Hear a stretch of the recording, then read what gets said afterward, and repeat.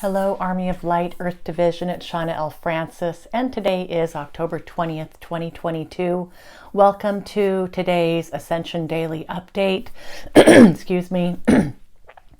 We're going to be dropping 20 degrees between today and tomorrow. Rain is coming. I'm mourning the loss of summer here and nice weather, but very excited for the rain that's coming because we've got all kinds of wildfires here. And our air quality is unhealthy. It's really, really smoky. It's been like that all week. So looking forward to Mother Nature dumping some water down and helping to put out some of these fires here in the Pacific Northwest. I hope you're all doing great. Melchizedek came through again today, and I spent about 35 minutes channeling with Melchizedek today. Some of it was personal, private stuff, getting some opinions, that kind of thing. No energy work today, just all business. So I'm going to go ahead and get into this. There's quite a bit. I love kind of the first half of this is we're picking up the pace here. And they explain and kind of give us some metaphors for how that's working. And then somebody here asked about suicide. So I asked about suicide, got Melchizedek's opinion about this. It was a tough channeling, to be honest. Feeling much better about it. You know, so many of us have had, direct contact, or experiences around suicide here in our lives. So very hard, so tough. But I'll tell you what Melchizedek had to say about suicide here at the end. All right. So I'm going to go ahead and dive right in here. All right. They said we were tiptoeing earlier this year, then we were walking, and most recently we have been marching. Now we pick up the pace once again, Shauna. It's not quite a trot, but you'll get our meaning here. We're picking up the pace. Only as much as you can handle, only as much as the collective can handle. So literally, the Galactic Federation of Light, when my dad was really sick here earlier this year, I'm like, gosh, it's awful quiet, guys. Where are you? Are you still here? Are we still connected? What's going on? And they said, we're tiptoeing. Then we started picking up the pace, and now it's the daily videos, and Melchizedek talked about marching, and now we're heading into a little bit more of a faster cadence than a march. All right, that's happened really quickly. Only as much as the collective can handle. Nonetheless, we're turning a few dials here. The energies that are coming on and blanketing the planet are raising the vibration. We get to catch these frequencies and embrace them and emanate them out. Literally, my team has been saying, you are a beacon, you're a beacon, you're a beacon. And then the last really year and a half, I've really started to understand, like literally we are beacons. Literally, it's a science thing. It's frequency, it's energy, it's the frequency of the energy that we are embodying, that we're emanating. And this has a knock-on effect with everything else around us, the collective that we're a part of. Energy is everything. High vibrational frequency is everything. And this is the frequency of love. And we're all trying to get our arms around what this means and how to conduct our day-to-day at these new frequencies. We're all learning this together.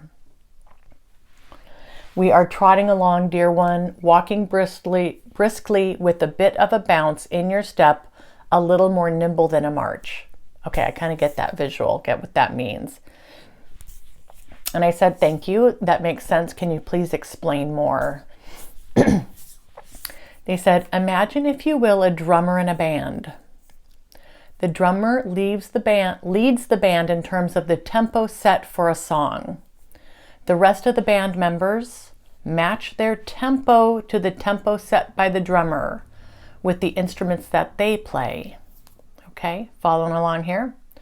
Right now, Mother Earth is the drummer, and she's taking her cues from her position in the cosmos and this higher frequency that we're moving into at this time. So they talked quite a bit about this early on. Maybe that was Cryon who came through early on and talked about this. The drummer brings the two drumsticks together and taps them to establish the beat and the tempo. Imagine, if you will, those taps getting closer and closer together oh so slightly. So just a little bit ticking up in tempo here. You may not hear the tap, tap, tap of those drumsticks hitting each other, but you're feeling the increased tempo in your field. There must first be a realization that the tempo has sped up, and then there would be action taken to match that increased tempo. So this is what they're asking us to do here. They're like, do you hear this? Do you feel this? Are you getting an alignment here? Imagine the entire plane of existence here on the earth feeling the increased tempo, and then the realization hits, oh, I need to also increase my tempo to match that so that we can be in alignment and we can groove together. And the music that comes from this alignment feels good and soothing and is not in discord. So yeah, you can imagine if the drummer's drumming to one beat and the band's playing to another beat, or all 5 people in the band have their own tempo set for a song, that's not going to be a soothing song, right? That's going to be in discord. Those who are part of this collective field will feel the quickening in real ways that impact people's lives. I can attest to this, yes.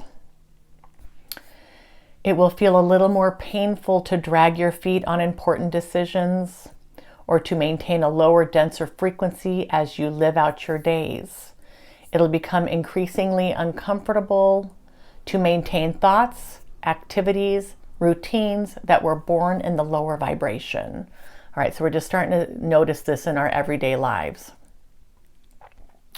This could include forms of entertainment such as television, movies, the food you eat, the restaurants you visit, the music you listen to, the friends you keep, and how you spend your free time. Oh yeah, we can all relate to this. And then they continue here. These things may begin to feel a little more empty and a little more meaningless in the face of these new frequencies. How do you feel about that? And as we mentioned yesterday, the hardest part of this journey is letting go. But as these walls come tumbling down, they say, as you get tired of holding up these old walls, new light shines in, new vistas can be seen, fresh air can be experienced through these higher vibrational frequencies. They did a beautiful job through the Resurrection book explaining kind of this wall scenario, this wall metaphor. You know, we're so busy holding up the walls, keeping this, keeping our experience in this box. This is what we're used to. We're used to these walls. We're used to this ceiling. Well, this stuff is crumbling down and we're scared. We're trying to hold the walls up. And there's only so much of that we can do. And we got to allow, these things to fall away as they will. Allow those spinning plates to drop as they will.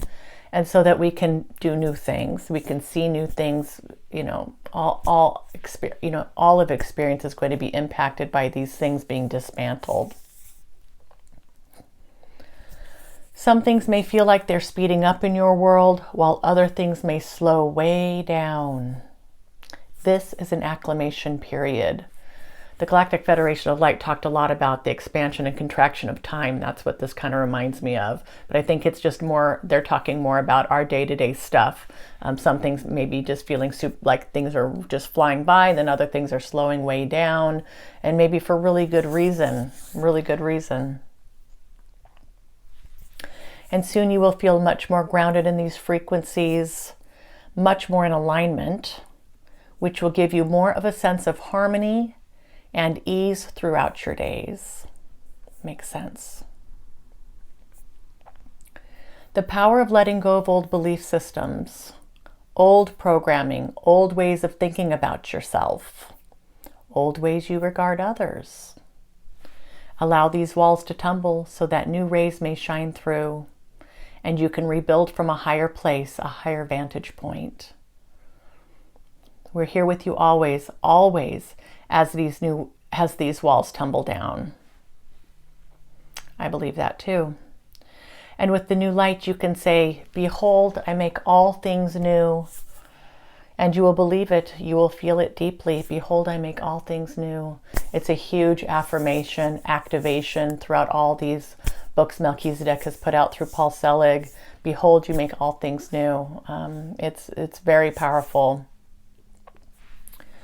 We're talking about a new way of being that may be, we're talking about a way of being that may be very new for you and also very new to the collective.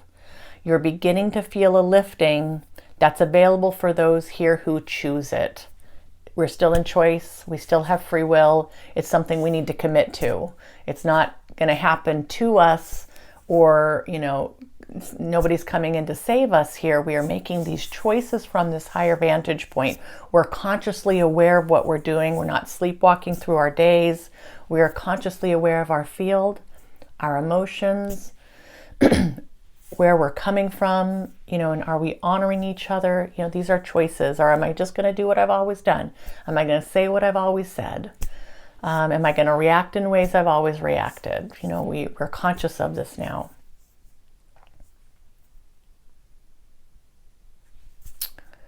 We're talking, it's no longer conceptual, this is palpable. It's no longer conceptual, this is palpable. Yes, yes, yes. And that's where they ended that part of the channeling. All right, so we're building on these concepts. It's, they're giving us a little bit more, tangible examples, but, that beat of the drummer makes complete sense. And I'm definitely feeling that. Although this week, super tired with the change of the seasons, I'm looking forward to, moving past these, whatever energies these are, whatever this is in my field, to where I'm back, back on that rocket ship. All right. All right, we're going to talk about suicide. Tough subject here. All right. And it was tough to channel this stuff too, I have to say. I had to really put my feelings aside and allow the words to flow. Okay, suicide. And here's what they said. It's a perfectly reasonable way to learn. Man, it's a perfectly reasonable way to learn. The singularity who chooses to take their own life will learn much from this experience. As tragic as this is for all who are left behind, the person who makes this choice is in lesson, and on some level has chosen to learn through this tough lesson. Everything is of God. Everything. Every choice is of God. Seeing the divinity in all choices, all lessons, all experiences, and all people will help those who have been impacted by another's suicide. Easier said than done, right? The lessons become even greater, more important for those who choose this route. These lessons become the central focal point for a soul who has journeyed to this planet to learn in this way. And on behalf of the singularity who's just experienced this, there is a sense of urgency to continue to work at this lesson. And the lessons vary and are unique to the person's individual situation. When that person who has taken their own life crosses over to the other side of the veil, it's usually readily apparent what has gone wrong or what the lesson was meant to teach. There is a sense of urgency for coming back and giving it another try. Yeah, and I've read that before, Conversations with God, Neil Donald Walsh. I think they touch on this here.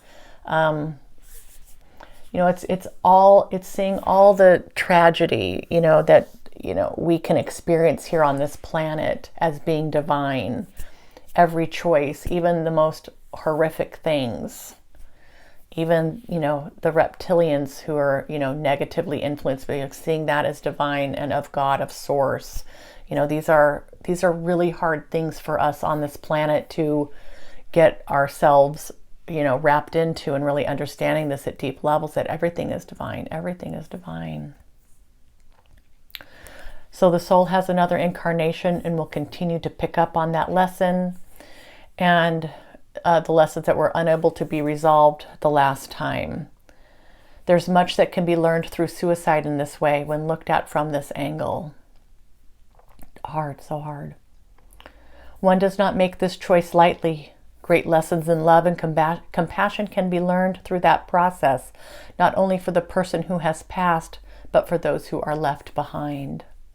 So imagine the karma, the lessons, the experience of everybody who makes up that person's ecosystem, the impact there and the lessons, the opportunities. It's a tapestry, they said. It's a tapestry where the individuals make up the whole and also contribute to the unique beauty of that tapestry, one strand at a time. We recommend that you do not judge suicide as bad, but just a choice. There are usually many people who are learning other things through that person's decision. It is far-reaching, and we are all one. There is a ripple effect here as we all move together toward greater capacity for love, courage, and understanding. And I said, thank you so much, Melchizedek. And they said, we can adjourn for today. Well, I hope that brings some peace to some of you who may be struggling with this right now. And I guess that's it for today. Let me know how you're doing. Thanks everybody for your beautiful, beautiful comments, for subscribing, for supporting each other, for supporting me on this journey. I love you. I love each and every one of you, and I shall see you tomorrow. Mwah.